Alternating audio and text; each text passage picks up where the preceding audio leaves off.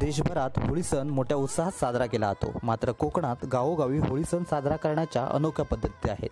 संपूर्ण महाराष्ट्रात अनोखा असा होळी सणाच्या आदल्या दिवशी साजरा होणारा सांगेली येथील गिरोबा उत्सव।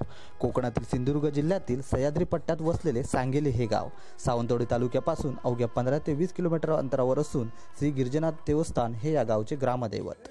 अशा या आगळ्या वेगळ्या वैशिष्ट्यपूर्ण अशा गिरोबा उत्सवाला मंगळवारी सुरुवात झाली। या दिवशी देवस्थानाचे सर्व मानकरी व ग्रामस्थ मंदिरात जमून ढोलताशांच्या गजरात देवाची शेष लावतात। नंतर ती उतरून गावाच्या मानकऱ्यांच्या मार्फत देव ज्या ठिकाणी काढतात त्या ठिकाणी सहवाद्य मिरवणुकीने येतात। शेष लावलेल्या या झाडाचे डाव तोडून मानाप्रमाणे कुऱ्हाडीचे खाप लावून नंतर फणसाचे झाड तोडले जाते। नवीन गिरोबा देवाचे फणसाचे झाड तोडून झाल्यावर गावातील ग्रामस्थ देव गिरोबाला आकार देतात। यासाठी दशकृती सुतार मंडळी येतात। रात्री उशिरापर्यंत हा सोहळा पाहण्यासाठी गर्दी होते। नवीन गिरोबा तयार झाल्यानंतर तो मंदिराकडे नेताना खांदा लावण्यासाठी भाविकांची चढाओढ असते। ढोलताशांच्या गजरात भव्य मिरवणुकीने नवीन गिरोबा गिरिजानाथ मंदिरापर्यंत आणला जातो।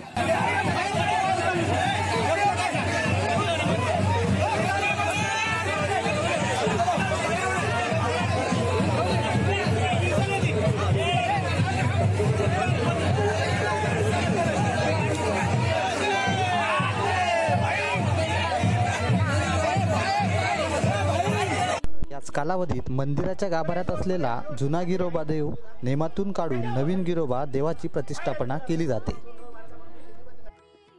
यावेळी जुना देव मंदिराच्या बाजूला एका ठिकाणी ठेवला जातो। या ठिकाणी दरवर्षी म्हणजे 21 जुने देव पाहायला मिळतात। सांगेली गाव हे सह्याद्री पट्ट्याच्या कुशीत वसलेलं आहे। ह्या गावामध्ये 10 वाड्या आहेत।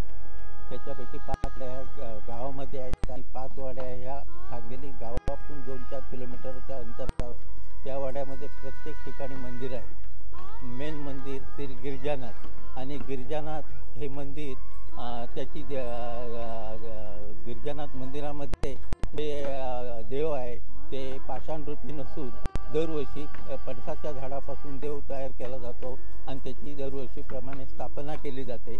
हा कार्यक्रम महाशिवरात्रीपासून चालू होतो।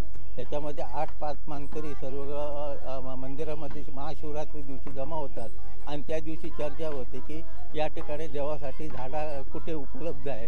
त्यामुळे उत्सुक असणारे प्रत्येकजण आमच्याकडे आहेत हे सांगतात। त्यामुळे या ठिकाणी कुठे देव काढावा ह्याला काही बंधन नाही, परंतु ज्या वाडीवर असेल ते 1 वर्ष वाडीवर आणि 1 वर्ष गावात अशी आता ही प्रथा घातलेली आहे। आणि त्या दिवशी मग सर्वांच्या विचाराने त्या ठिकाणी जिथे फणसाचं झाड आहे आणि ते योग्य आहे हे पाहण्यासाठी तिथे सगळे जमतात आणि ते योग्य वाटल्यानंतर 8-5 मानकरी सर्व त्याला मानाची हात लावून त्याची निवड होतात आणि त्याच दिवसापासून जो उत्सव चालू होतो।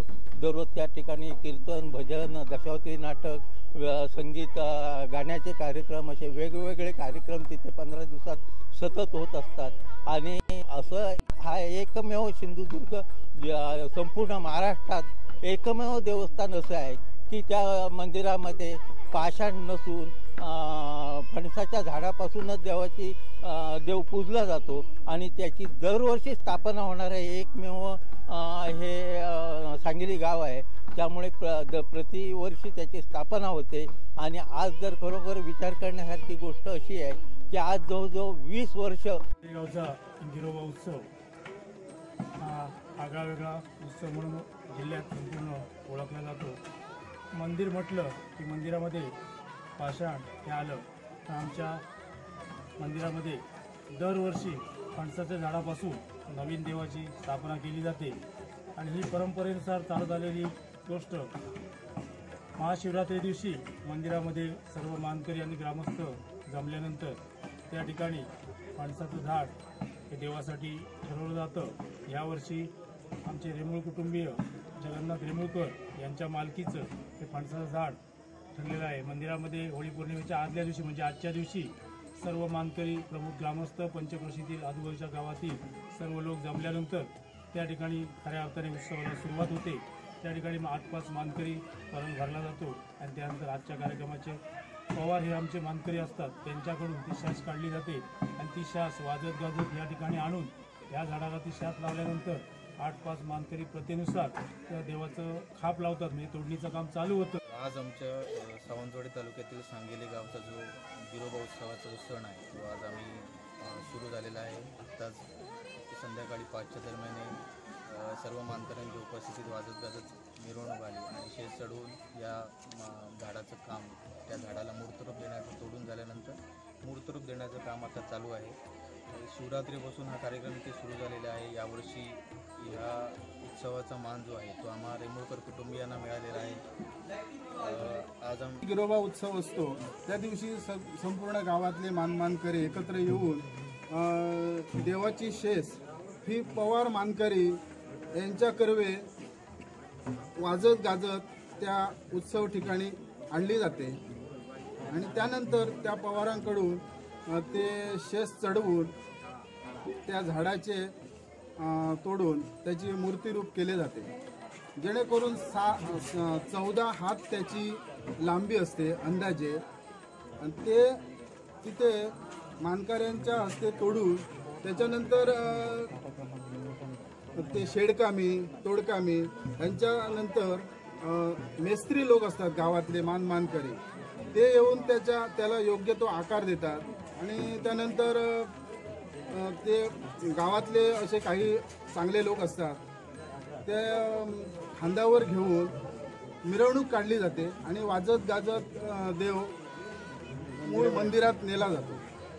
त्यानंतर जुना जो देव आहे तो पुढच्या वाटेने बाहेर काढला जातो आणि मागचा जो नवीन देव आहे तो मागच्या वाटेने आतमध्ये घेतला जातो आणि दोन्ही देवांचा एकत्र मिलन करून हर हर महादेव हा मंत्र म्हणून त्या जुन्या देवातलं देवतत्व हे नवीन देवामध्ये येतं, उतरलं जातं.